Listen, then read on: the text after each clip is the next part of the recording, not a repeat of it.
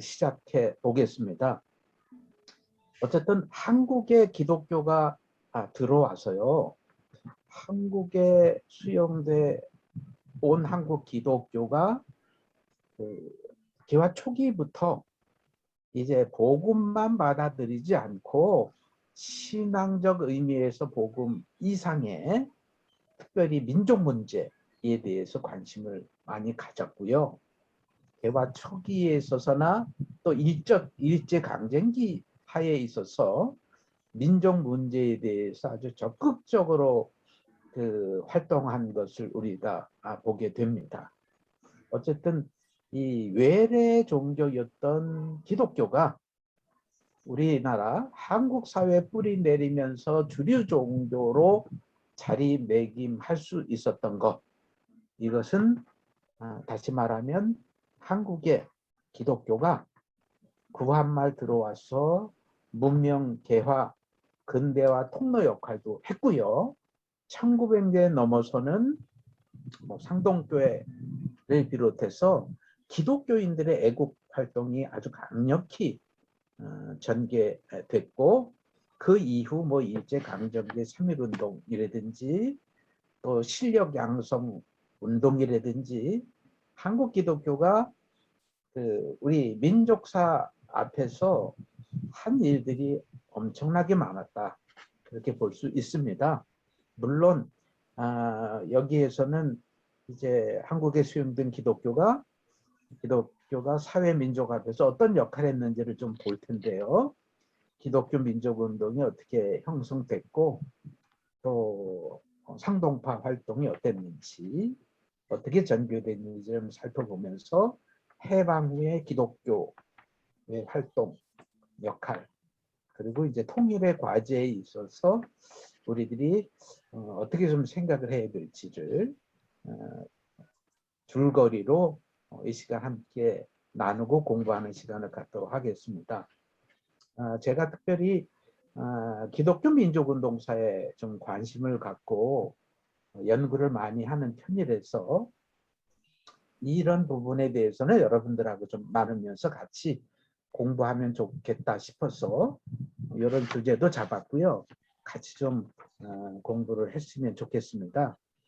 서두에도 말씀드린 것처럼 기독교 민족운동을 전반적으로 다 다루기는 이 시간엔 힘들 것 같아요. 너무 벅차기 때문에 좀 편집을 하면서 또 중요한 부분, 또 제가 말씀드리려고 하는 부분을 좀 집중적으로 얘기하려고 하고요.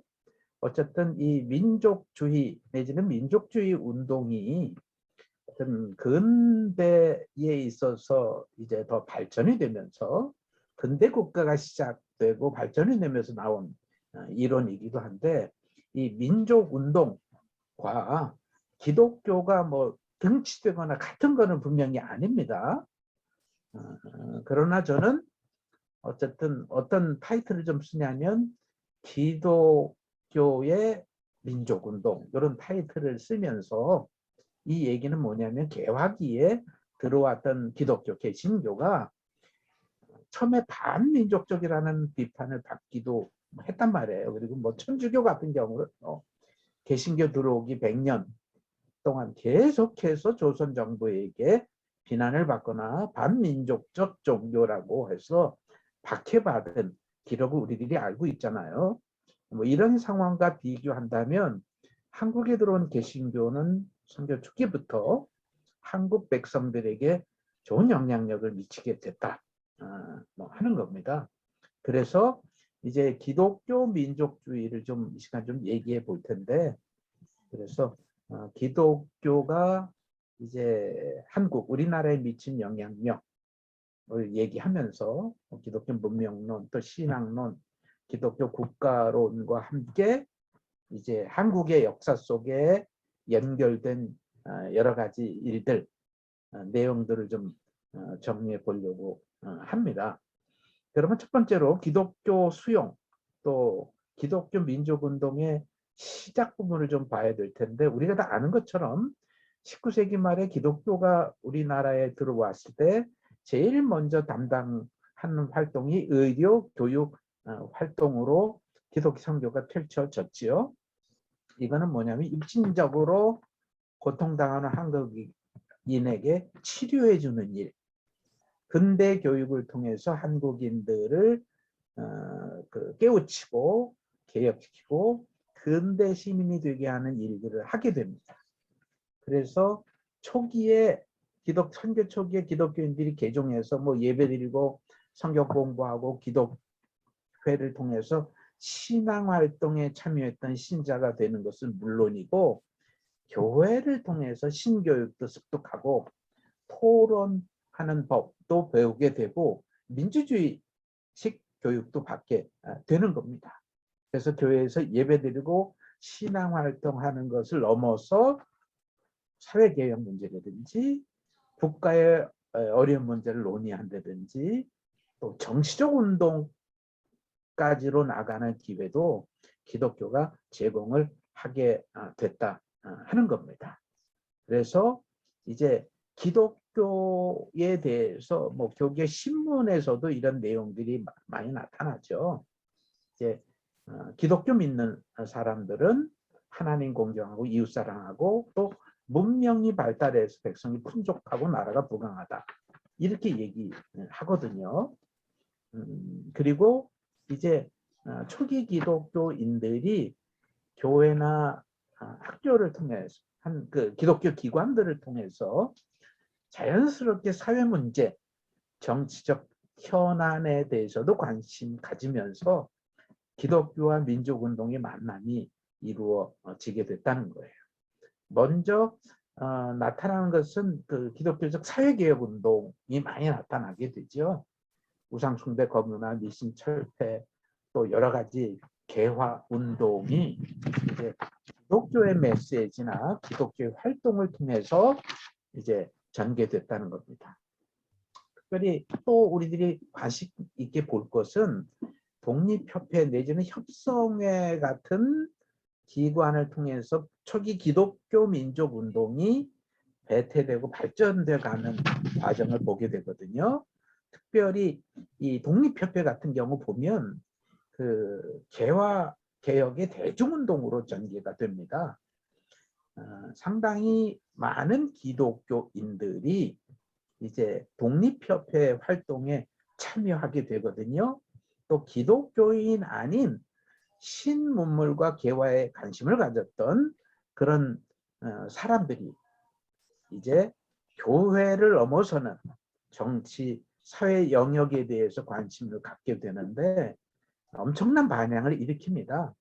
여기에서 나왔던 뭐 이슈들이 사람들에게 회자가 되고 교회까지도 뭐 영향을 줘서 뭐 태극기 개양을 한다든지 애국가 보급, 고종 탄일 경축회 한글 보급, 뭐 토론회 이런 것들이 교회 안에서도 이루어지고요. 기독교인들이 정치 사회 의식이 상당히 높아져 가게 됐다. 그리고 이런 개혁운동이 점차 국민에게 대중화되는 계기를 맞게 된다 뭐 하는 겁니다. 그래서 충분 애국 정신이 담겨졌던 이 애국가 가사들이 교회 중심으로 뭐 보급이 되고요. 뭐 달성교회당 상동교회 같은 경우에는 애국가를 지어서 부른다든지 태극기를 개양한다든지 하는 그런 일들을 교회 안에서도 뭐 해 나가게 되고, 그 충분 애국의 어떤 관심, 또 국민들이 합심해서 문명 개화를 이루자고 하는 노력들이 있게 됐다는 거예요. 그래서 이제 초기 기독교가 적극적으로 민족 문제, 국가 문제에 관심도 갖고 뭐 고종 탄신 축하 만수 성절 행사에도 참여하는 등 상당히 교회가 기독교가 이제 정치 문제 또 사회 문제에 관심을 갖게 된다는 거고요. 또 여기에서 한초 넘어서 기독교 교의 윤리에 입각해서 사회개혁 운동까지로도 전개되게 되는 겁니다. 그래서 뭐 우상숭배 제사 거부, 술, 담배, 압행 금지, 혼례, 장례 문제 개혁, 여성 인권 관리들의 부정부패 같은 봉건적 모순들 여기에 대해서 비판하고 개혁 노력으로 나타나가야 되죠. 그래서 직접적인 복음 전도 이상 이 개혁파 지식인들에게는 신교육을 통한 간접적인 문화 선교가 일어나게 된 겁니다. 그래서 윤치호 서재필 같은 경우에는 이제 문명개혁 맥락에서 개화의 맥락에서 기독교 수용을 얘기하게 되죠. 그리고 이제 그 배제학당의 학생들을 중심으로 협성회가 조직이 되고요. 물론 나중에는 다른 사람들도 들어왔지만 또 아까 얘기했던 독립협회 같은 경우에는 상당히 많은 개화 지식인들과 또 관심 있는 사람들이 사회개혁 민족운동을 전개해 나가게 됩니다. 그래서 기독교인들이 이제 독립협회 창설이라든지 지부 결성에 적극적으로 참여한다든지 이어서 일어난 만민공동회에서 반봉건, 반외세, 애국 계몽, 국권 회복 운동 여러 활동들이 나타나게 됩니다. 그리고 상당수의 이 기독교를 수용한 한국인들이 독립협회 운동에 중요한 역할을 하면서 당시 현 사회와 정치 상황에 대해서 배우게 되는 거죠. 어쨌든 이것도 이제 이제 뭐 공화정까지 얘기 나오고 이제 종로에서 열린 뭐 만민공동회 같은 큰 집회에서 상당히 많은 백성들에게 영향을 주고 또 고종이 자기의 친정 활동이 위협받는 상황까지 와서 이제 독립협회 해체하고 그리고 인사들을 이제 잡아 넣어서 이제 이게 지속은 되지 않습니다. 선교사들 같은 경우는 한국 교회가 정치 문제 관심을 갖는 거 이거 되게 우려해서 정치 그리고 그 종교 교회와 정치를 분리하는 교회 비정치와 정책을 발표하게 되죠. 그러나 개인 차원에서는 정치 문제에 대해서는 금지할 수가 없었기 때문에 당시 국가가 위급한 상황, 조선 말 대한제국 이 시기에 그 민권의식이 신장되면서 개인도 그렇고 일반 단체 사회 정치단체에서 정치운동이 일어나게 되는 겁니다. 이렇게 좀 보고요. 그럼 기독교 민족운동의 유형을 좀 잠깐 보면 뭐 여러 유형으로 정리해 볼 수 있어요. 그래서 이제 교회와 정치를 분리하자는 입장 이런 입장도 있고 안창호, 김규식 이런 사람들이 기독교 정신 중요하지만 교회와 관계없이 민족 독립 구국운동 차원에서 활동하자는 그런 유형도 있고요. 또 이승만 같은 인물은 기독교를 통해서 서구 제국과 교류하고 교회나 학교 뭐 조직 힘을 빌어서 독립운동의 수단으로 삼아보자는 부분도 있고 이거는 좀 비교적 온건한 계몽 교육을 통해서 이제 실력을 키우자고 하는 입장이고요.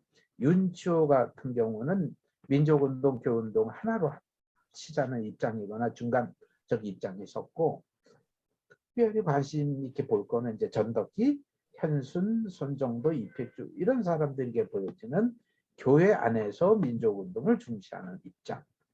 전인적인 인간 구원을 향한 선교 일환으로 이제 민족 위기를 극복해보자. 그리고 독립 이루어보자는 운동. 뭐 몇 가지로 이렇게 살펴볼 수 있어요. 그러나 제일 많이 일어났던 운동은 애국 계몽 운동의 유형이죠.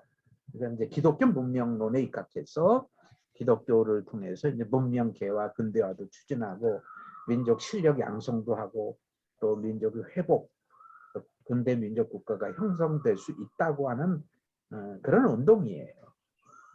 뭐 서재필이나 윤치호 같은 경우가 관심과 독립투표 운동 통해서도 그러한 사상들을 펼쳐냈고요.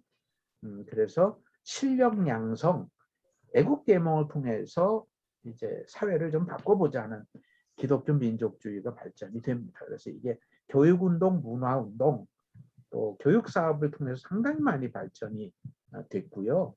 그래서 기독교계에서 세운 학교, 1923년 장로교 또 감리교 성교부가 설립한 초등학교 수가 1651개에 달한다고 하는 정도니까요.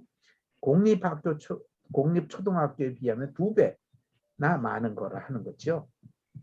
또 기독교 교육 사업을 볼 때 미션스쿨 교회학교, 주일학교 등등 여러 활동들이 강하게 일어났다고 하는 것도 우리도 좀 봐야 될 것 같고요.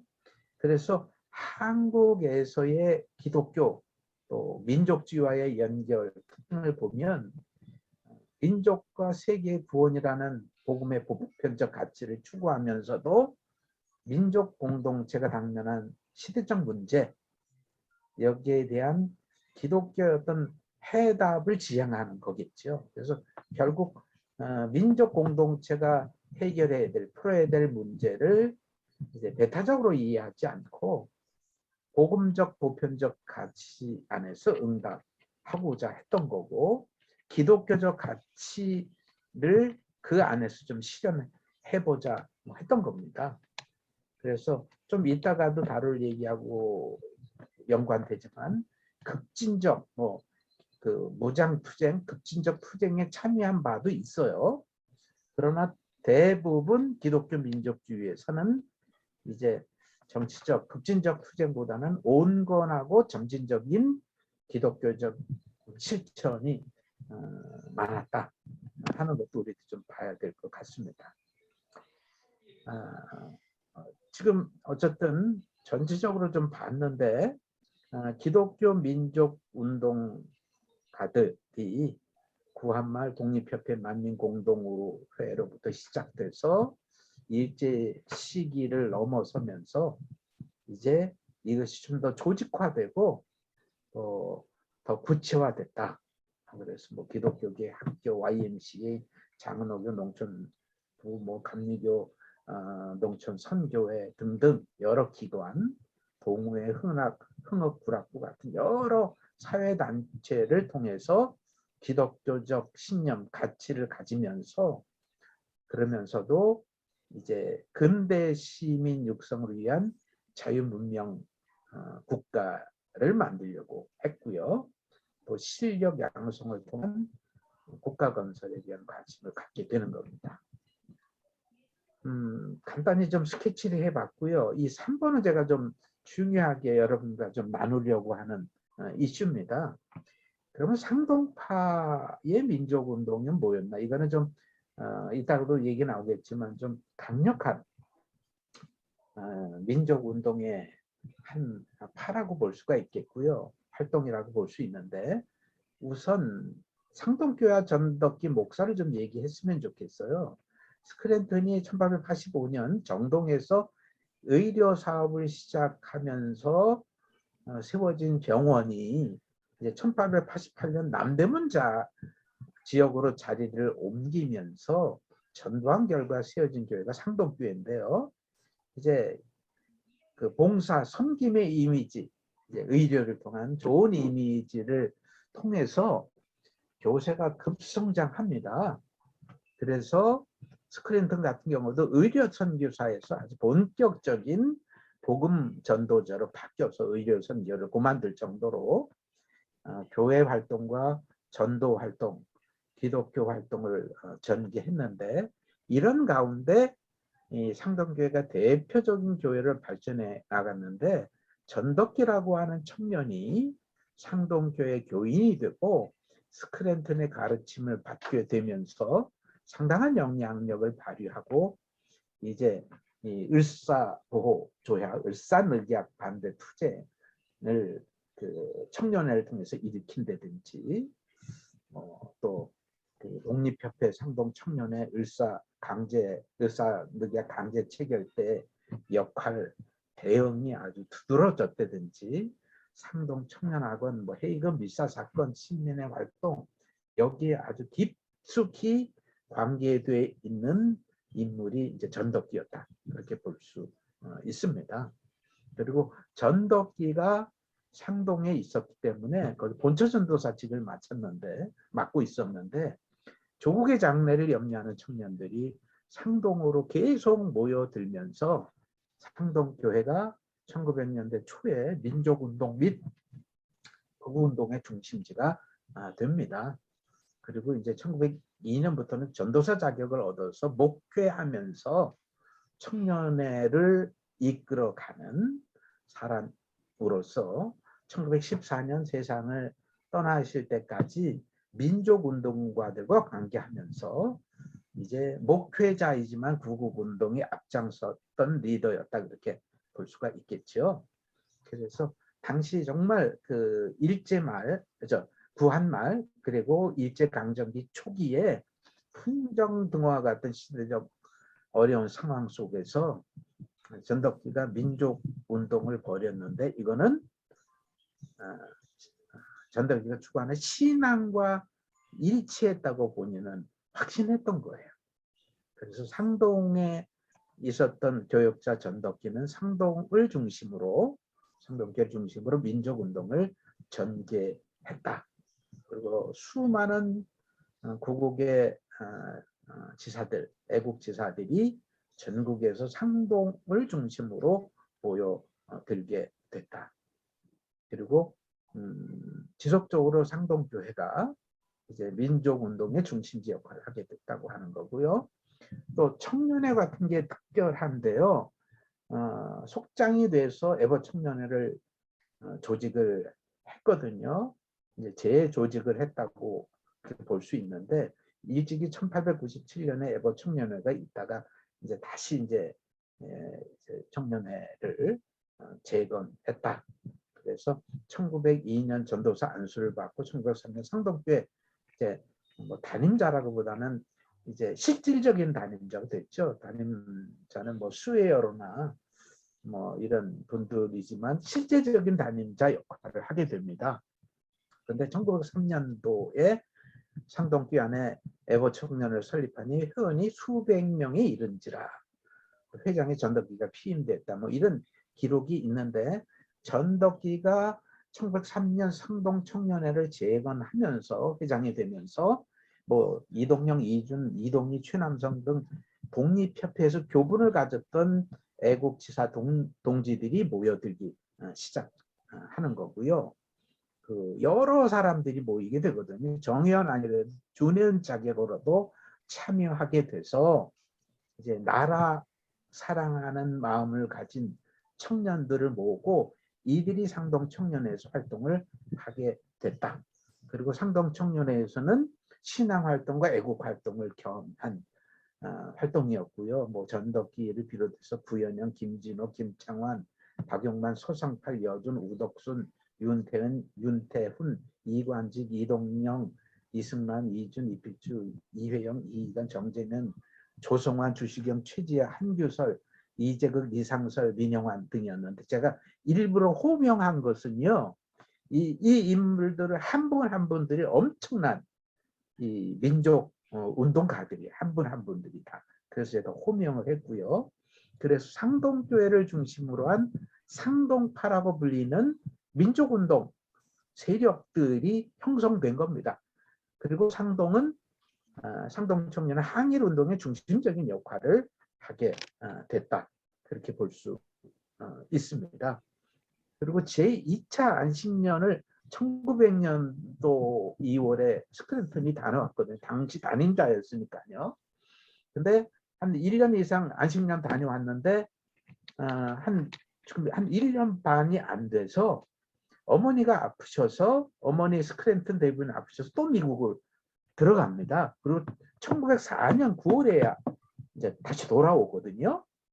어머니 회복돼서 모시고 다시 왔는데 이 스크랜턴 도우미로 부재 3년 또 그 이전에도 본다면 오랫동안 스크랜턴이 상동에 없었던 거예요. 그러니까 선교사 스크랜턴의 제재나 간섭 받지 않았기 때문에 전덕기 주도와의 상동청년회가 애국청년의 중심지가 됐다는 거예요. 그리고 이미 전덕기는 그 독립협회 활동한 바도 있고 독립협회가 해산되고 투옥된 사람들이 속속 추록하자 상동으로 모여들게 됐던 거고 이제 감리교회 이 선교사가 그 이끌어가는 감리교회였기 때문에 민족운동을 할 수 있는 어떻게 보면 상당히 좋은 위치에 있었다. 또 남대문에 있었고요. 그래서 상동 청년회가 1903년에 재조직이 되면서 아주 활성화됩니다. 여러 인물들이 여기 등장을 하고요. 그리고 1905년 11월 스크랜턴에 의해서 해산당할 때까지 한 2년 동안 전덕기가 회장으로 엄청난 역할을 하게 됩니다. 그 중에 특징적인 역할이 멕시코에 이제 비참하게 속아서 끌려간 동포들이 농장에서 고통당하고 있다고 하는 소식 듣고 우리나라 그 외무부에서도 감당치 못하는 일, 헌금하고 모여서 기도하고 헌금해서 그냥 대표를 파견한 일이 있다든지 또 늑약 강제 체결 반대를 한다든지 등등의 엄청난 활동을 했다고 하는 거고요.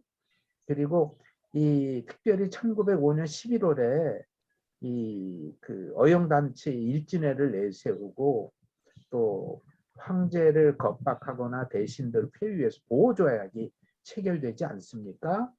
이것들을 보면서 상동교회 책임자 스크랜턴의 집회 금지 이것도 극복하면서까지라도 이제 상동 청년회가 민족운동 일으킵니다. 그래서 교회에서 감리교 애버 청년회를 모아서 상동교회에서 구국 기도회도 하게 되고요. 그 위난의 상황에 기도회를 열면서 어떻게 하면 일제의 침탈을 막을 수 있을지를 기도하고 모의하고 준비하게 됩니다. 그래서 11월 18일 을사조약 체결 직후에는 이제 총교표자 모임도 갖고요. 기도해 드리고 또 여기엔 제가 얘기하지는 않았지만 기도문도 발표하고 최지학 같은 경우는 소주로 지금으로 말하면 이제 한 5명으로 이루어지는 대모대를 만들어서 상소문을 들고 경운궁까지 지금 덕수궁인데 거기까지 시위하는 일들을 한다든지 이준이 상소문 쓰고요. 이런 일들을 아주 한다든지 단순히 기도회만 한 건 아니에요.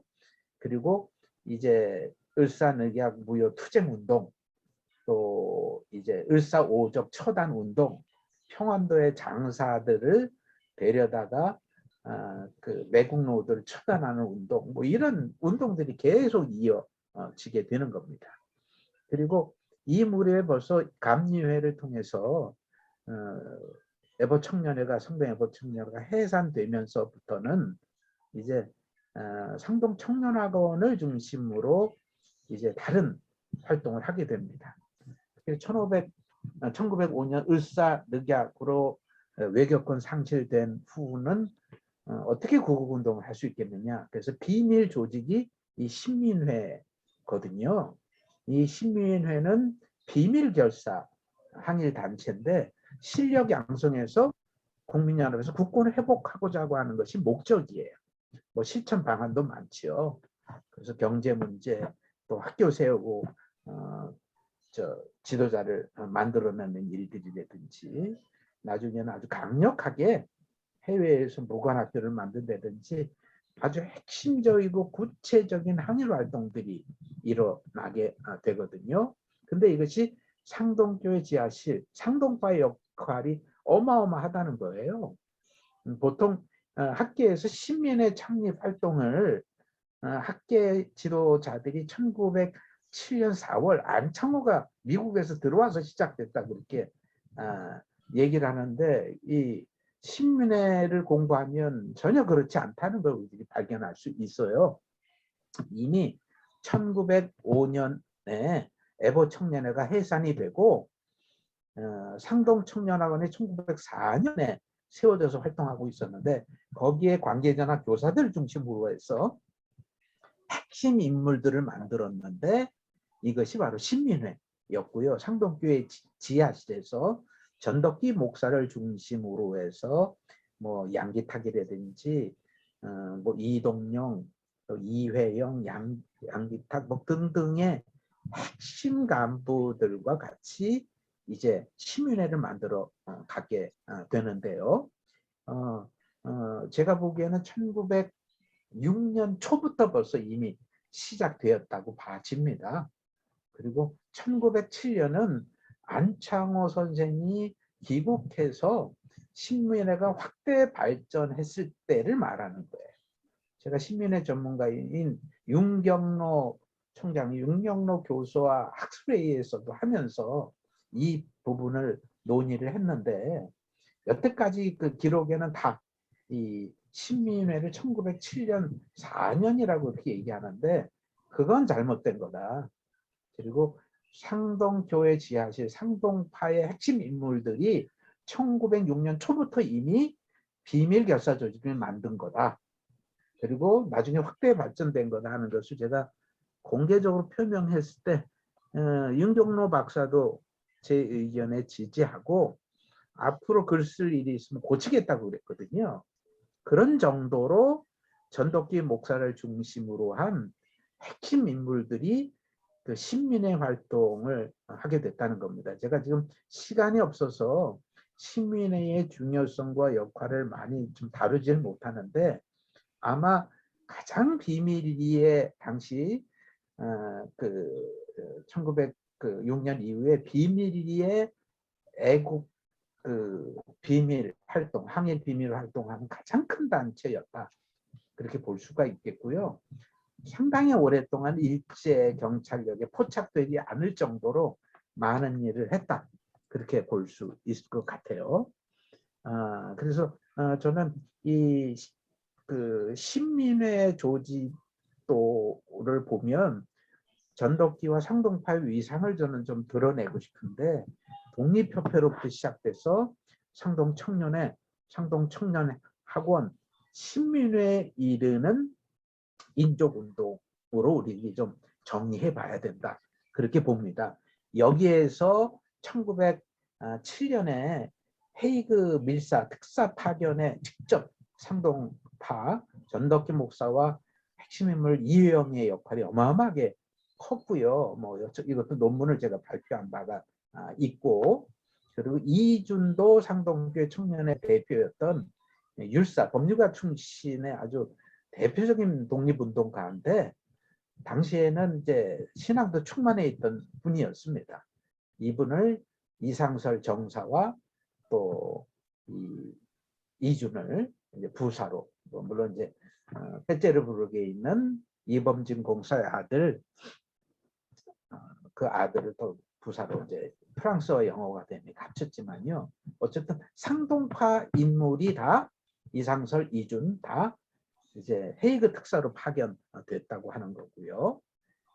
그 엄청난 역할을 하고 나중에는 이제 1910년 말 11년에는 이제 합방이 되면서부터는 해외 무관학교 운동까지 펼쳐나가면서 활동을 했다 그렇게 볼 수 있을 것 같아요. 좀 빨리 시간이 많이 지나서 빨리 넘어가겠습니다.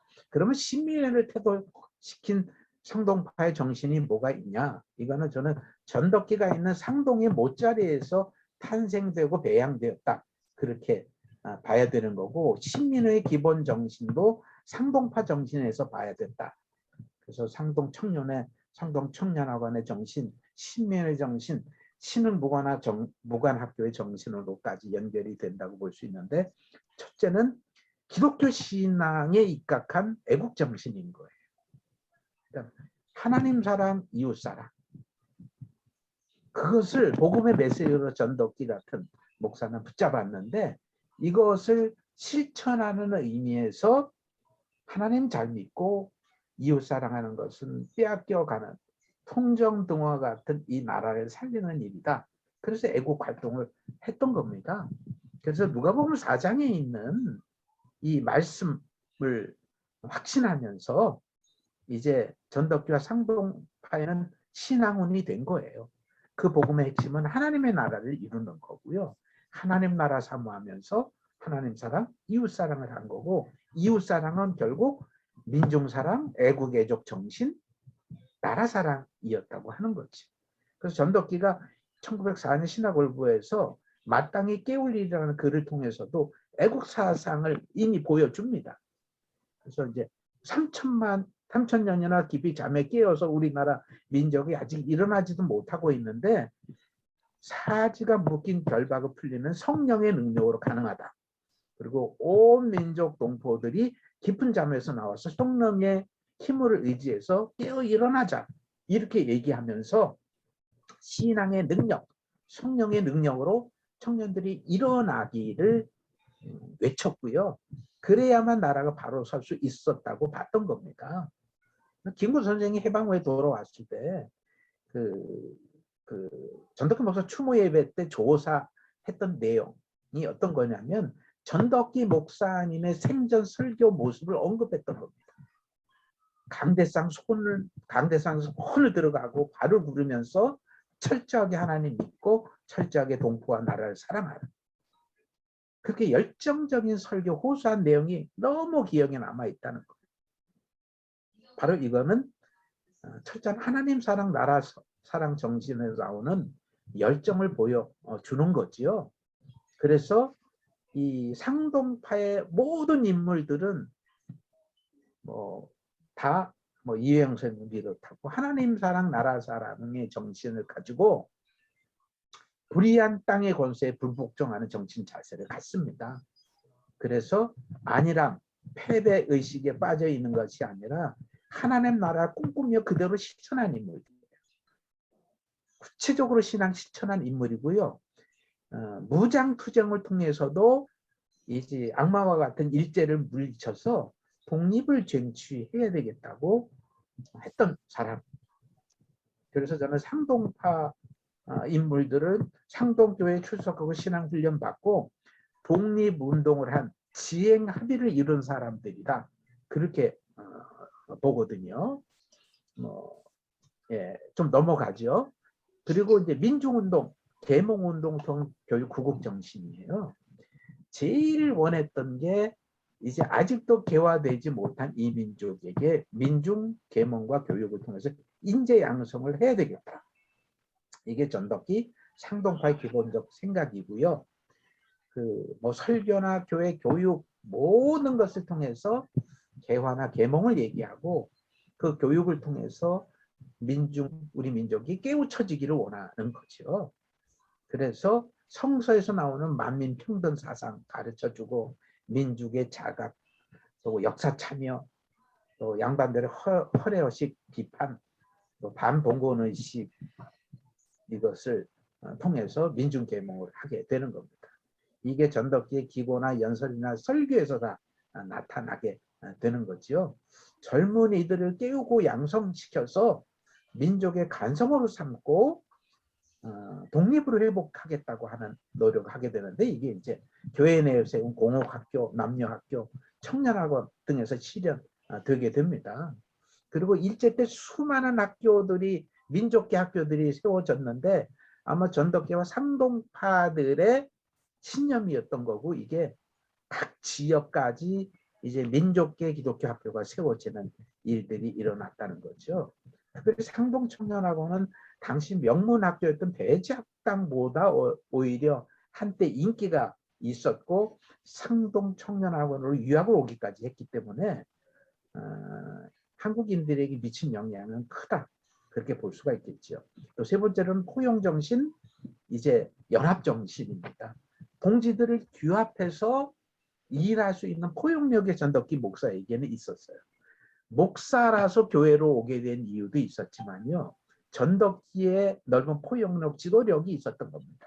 수많은 지식인들이 교회에 모여들고 전덕기를 믿으면서 구국운동을 하고, 그리고 전덕기는 모든 애국지사들을 다 품어줄 수 있는 큰 그릇을 갖고 있었고요. 저는 이렇게 표현합니다. 각기 다른 견해를 가지고 있는 이들이 그 안에 있었지만 전덕기는 중재자 역할을 했고요. 다른 입장을 가진 사람들에게 전덕기는 자기의 신앙과 인격의 용광로에서 이들을 용해시켜버렸다. 그래서 하나가 되게 하는 힘이 있었다는 얘기입니다. 그래서 뭐 나이가 많건 적건 또 학문의 깊이가 있건 없건 지체가 높건 없건 수많은 애국지사들이 전덕기와 함께 같은 신념을 가지고 신민의 활동을 한다든지 이동혁 같은 가교파도 품었고 이동영 안청호 같은 온건파도 품었고요. 나이, 학력, 지역, 문벌, 학벌 다 재력, 배경 다 초월해서 누구나 같이 일하게끔 도왔던 겁니다.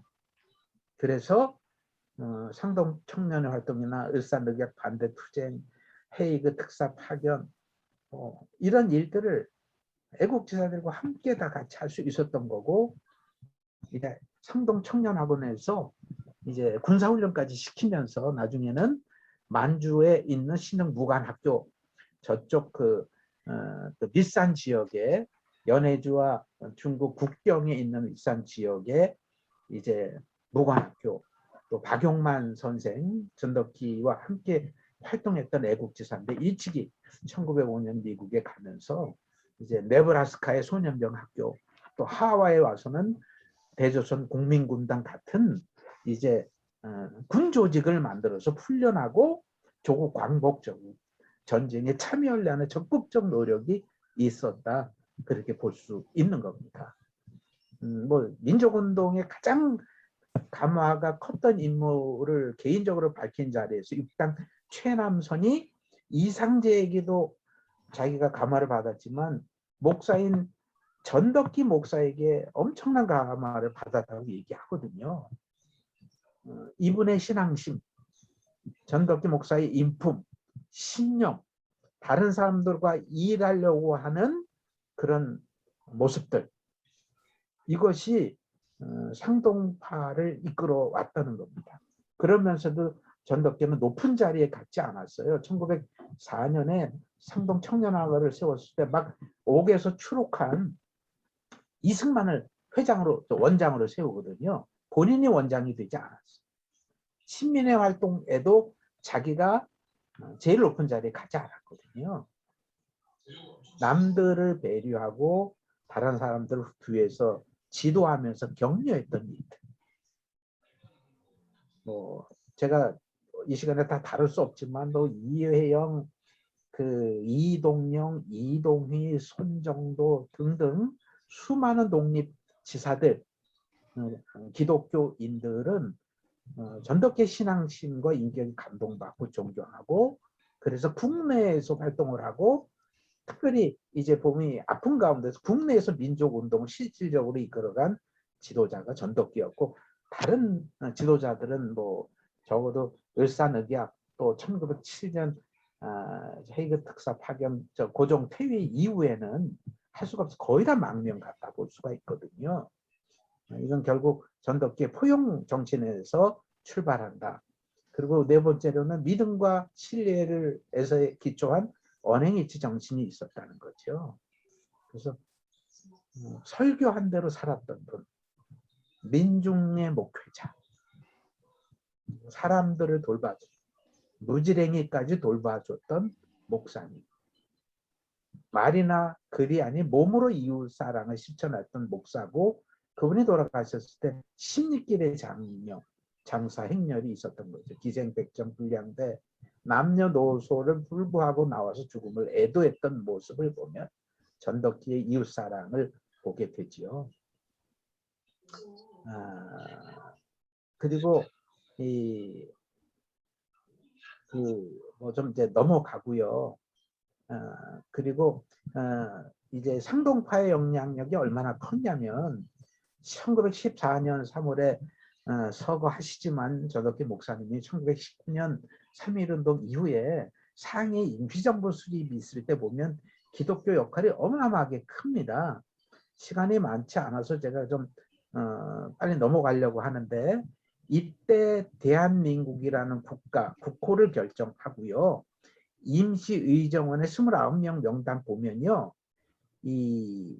특별히 그 명단의 종교를 보면 기독교 11명, 대종교인 7명, 확인되지 않은 사람 11명이 있는데 대종교인 가운데 이동영, 이시영, 이회영 이 사람은 상동파 인물이에요.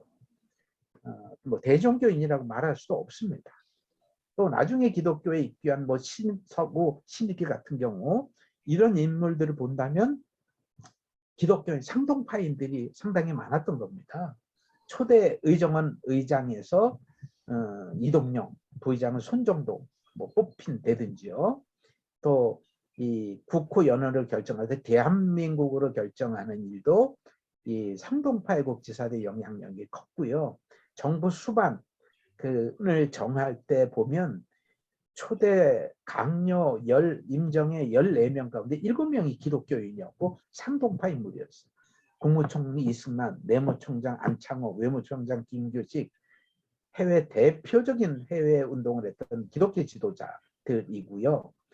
외무차장 현수는 정동교회 목사로 일했던 임정 탄생의 산파 역할을 한 사람이고, 교통차장 선우혁 같은 경우도 이제 신한 청년단 일원이고 기독교인이었고요. 국무총장 이동유 같은 경우는 뭐 기독교 입문해서 복음 전도자로 활동하고 교회 세우고 전도했던 인물이고요. 또 이시영 같은 경우도 상동 청년에서 일했던 사람들입니다. 해방 이후에 기독교 문제들이 많았죠. 그래서 이제 도둑같이 맞은 해방, 준비되지 않은 해방으로 인해서 우리의 지분이 없었기 때문에 이제 결국 강대국에 의해서 분단이 되고 분할 점령 내지는 신탁 통치가 분할 통치가 되지 않습니까? 이때 이제 교회가 이제 무너진 교회 재건하는 일도 있고 국가 건설의 운동에 참여하는 부분도 있고요. 그리고 뭐 재건 문제도 있고 또 민족을 통합해야 되는 일들 과제들이 너무나 많았는데 1945년 8.15 이후에 일어났던 9월 8일의 남부대회 남쪽에서만 교회 구성원이 이루어졌는데 이 남부대회는 단순히 기독교 집회 이상 대한민국 정부 수립이나 민족운동가들이 관심 가졌던 이 대회이거든요. 이게 이제 빠그러집니다. 그래서 이제 교단을 초월한 집회였기 때문에 교회 단일 조직의 의도로 시작됐는데 저건 잘 되지 않았죠. 결국 신일파 잔재 청산 왜곡 문제도 담당하지 못하고 어쨌든 이 의견의 일치가 되지 않아서 떨어져 나갔고 식민지 하에서 해방된 우리 민족이 이제 식민장제 청산하고 민족 정비 회복해야 되는 일인데 뭐 이거 감당하지 못했던 겁니다. 물론 국가도 그렇게 하지 못했고 교회도 마찬가지입니다. 그리고 또 이 국토 분단의 과제 이것도 우리 해결하지 못했고요. 결국 그 민족의 분단이 고착화되는 상황으로 연결이 되지요. 그래서 1948년에는 이제 체제 분단까지 일어나지 않습니까? 남쪽의 대한민국, 북쪽의 북조선 인민조선공화국이 탄생이 되면서 체제가 이제 분단이 되고 6.25 전쟁 같은 경우에는 완전히 한술 더 떠서 전쟁으로 인해서 한민족이 마음에 이제 그 분단까지 되었던 거죠. 전후 한국 통일에 대한 노력 부분은 시간상 좀 넘어가도록 하겠고요. 우리 통일 쪽에 연구하는 분들이 많이 얘기를 해주셔서 이제 결론 부분 같은 제언을 하도록 하겠습니다. 제가 이렇게 그 전반 부분 민족운동을 많이 얘기하냐면 이 얘기를 하려고 했던 겁니다. 저는 이 상동파, 과거 민족운동을 했던 상동파의 모델이 남북의 하나됨의 민족적 과제를 해결할 수 있는 단초가 된다 하는 것 때문에 이 말씀을 제가 드리는 겁니다. 평화 통일의 비전을 제공해야 되는 것. 기독교가 한민족에게 미래 비전을 제시해야 된다고 하는 겁니다. 우리 민족에게 주어진 사명이 무엇인지를 알려주는 일. 한반도 통일이 민족의 꿈이고 우리 민족의 사명이고 과제라고 하는 것을 우리는 역사를 통해서 배웠고 이제 후대 지금 우리들에게 이것을 알려줘야 된다고 하는 거예요. 그래서 그 꿈을 꾸고 평화를 이루어서 그 꿈을 이루는 평화의 사도가 우리가 돼야 된다 하는 거고 그 일을 기독교가 해야 되지 않겠는가 하는 거고 두 번째로는 이 교육을 통한 지도자 양성이에요. 전덕기가 누구든 다 품에 안았고 포용력 있는 지도자로 그리고 교육을 통해서 민족의 지도자로 만들려는 노력을 했단 말이에요. 근데 지금의 모습은 전 잘 그렇지 않다 그렇게 보여지게 되거든요. 그래서 정말 열린 자세, 빈 마음으로 우리가 민족의 수건이 평화 통일을 위해서 준비해 나가야 되겠다고 하는 거고 이거는 국민 교육에 있어야 된다고 하는 거. 교육의 가장 중요한 방점을 찍어야 된다고 하는 거고 평화 통일의 지도자 양성이 그런 면에서 너무나도 중요하다고 하는 겁니다. 은 감독님 같은 경우 올 초에 제가 뵙고 같이 얘기 나누면서 이제 그 민족 문제들을 해결하는 이제 평화 통일 문제에 관심을 좀 가졌으면 좋겠다. 그런 일을 했으면 좋겠다고 했더니 은희곤 감독이 아주 적극 찬성을 하시고 그분은 이런 일들을 과거에부터 계속 해오신 분이고요. 그리고 딱 그 첫 과제로 얘기하는 게 평화 교육이 필요하다. 오늘날 사람들, 젊은이들, 국민들의 평화 교육이 필요하다. 그래서 평화 교재 만들자고 하는 얘기를 딱 하시고 지금 그 준비를 하고 있는데요. 통일 교육, 평화 교육의 방점을 우리들이 가져야 되겠다. 그래서 기독교 사상에 근거한 그 평화, 인권, 사랑, 배려, 용납하고 어울리는 삶, 세계 보편적인 가치에도 맞고 이 민족이 차츰 이해하고 서로 하나가 될 수 있는 핵심 가치들을 발굴하고 교육할 것이 중요하다는 거. 그리고 행동하는 민족운동, 다시 말하면 말씀 실천 운동이 한국 기독교의 이 평화와 통일을 지향하는 데서 아주 중요한 부분이라 생각이 됩니다. 우리가 몰라서가 아니라 말씀을 실천하지 않아서 기독교의 힘이 없는 거거든요. 삶을 통해 실천되는 실천 생활, 이게 과거 전덕기와 성동파들의 민족운동을 이끌었던 행동 양식이에요. 다시 말하면 말씀을 실천하는 것이거든요. 예수 잘 믿는 겁니다. 그래서 얼만큼 말씀을 온전히 실천하고 신앙의 삶을 사느냐가 중요하다고 보고 전덕기와 성동파가 그랬듯이 지금 오늘날 우리도 복음을 들었고 배웠으면 하나님 사랑하고 이웃 사랑하는 실천적 신앙 자세를 갖는다면 남북 화해도 가능하고 북한 동부에서 기도하고 긍휼을 먼저 손 내밀고 하나님의 그 역사 때에 기독교인들의 부르짖음과 애씀이 연결이 되지 않을까 생각이 됩니다.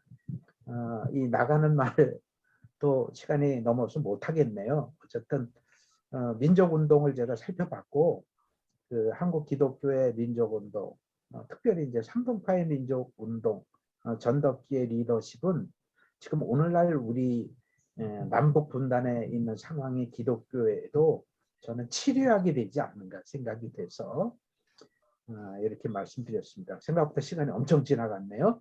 죄송합니다. 이것으로 마치도록 하겠습니다. 감사합니다.